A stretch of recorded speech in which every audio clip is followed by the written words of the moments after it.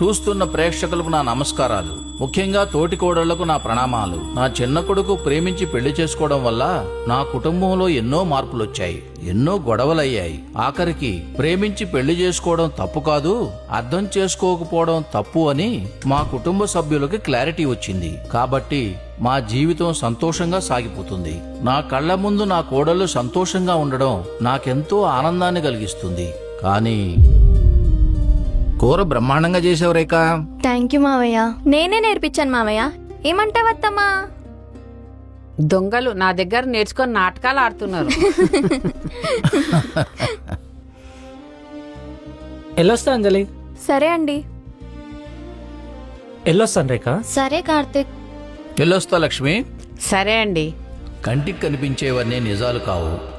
వీళ్ళ మధ్యలో ఉన్న ప్రేమలు శాశ్వతం కాదని నాకు అప్పుడే అర్థమైంది. సరే అక్క, నాకు కూడా ఆఫీస్కి లేట్ అవుతుంది, వెళ్ళొస్తాను. ఎక్కడికమ్మా వెళ్ళేది? రోజు నీకు బొట్టు పెట్టి చెప్పాలా? ఈ ఇంటి పనులన్నీ కంప్లీట్ చేసి అప్పుడు దేశ సేవకు బయలుదేరదు గాని. డైలీ ఆఫీస్కి లేట్ వెళ్తే శాలరీ కట్ చేస్తామంటున్నారు అక్క. అయితే మాకేంటి, కట్టలు కట్టలు సంపాదించి మాకేమైనా పెడుతున్నావా? నిన్ను మీ డాడీ వచ్చినప్పుడు నేను అత్తమ్మ ప్రేమగా దగ్గర చేసుకుంది నీ పాస్ట్ విని అయ్యో పాపమని కాదే, ఈ ఇంటికి ప్రాపర్ పని మనిషి దొరికిందని. అయినా నువ్వు జీతం ఇస్తే వచ్చే పని మనిషివి కాదే, జీతం తెస్తూ ఈ ఇంటి పనులన్నీ చేసే పని మనిషివి. అర్థమైందా? ఏమంటావు అత్తమ్మా?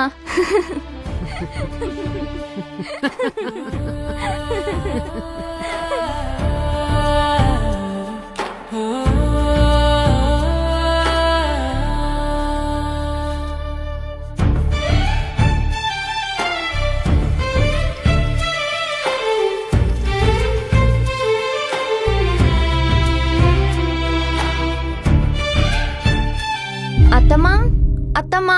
కాదత్తమ్మా, దీంతో ఇంటి పనులన్నీ చేస్తున్నాం. మామయ్య ముందు బాగానే ఉన్నట్టు నటిస్తున్నాం. ఒకవేళ ఇదంతా తీసుకెళ్లి మామయ్యకి చెప్పేస్తే అప్పుడు మన పరిస్థితి ఏంటత్తమ్మా? అది నోరు జారి మన గురించి ఏదైనా చెప్పిందనుకో, అదే లాస్ట్ రోజు అవుతుంది దానికి.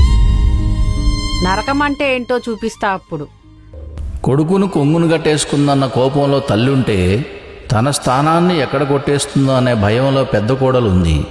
అసలైన కథ ఇప్పుడే మొదలవబోతుంది. Based on true stories.